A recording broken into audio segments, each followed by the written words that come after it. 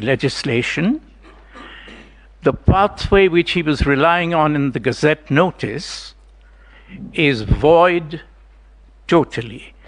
The subsidiary legislation from which the Gazette notice is derived is void, as being in total conflict with not only its principal legislation, but with the Constitution itself. This is what takes the tallying and verification process away from the IBC and took it into what was happening from the 9th of August right up to the 15th of August. And this was breaking every single national value set out in Article 10.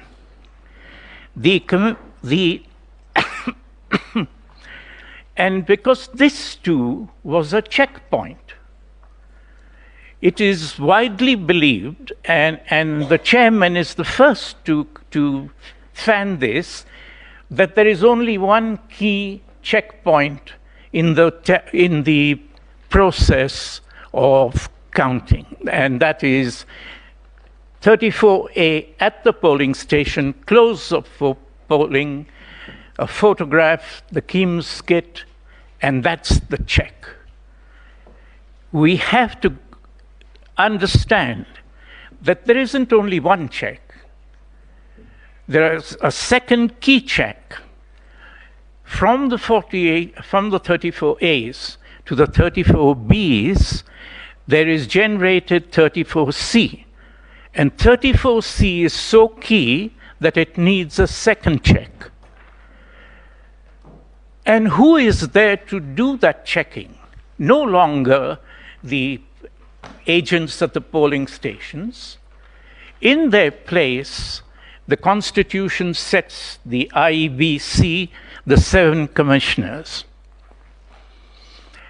And the 7 commissioners are checking the movement of the thousands of 34As into 292 or 290 of the 34Bs.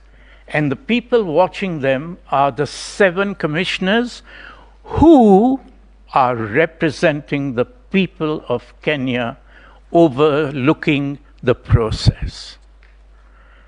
And by shutting them out, as has been set out by numerous of the affidavits and the television itself, that those 6 were kept away from the process of verification, so that the participation of the people of Kenya over the process of establishing the will of the people was closed down.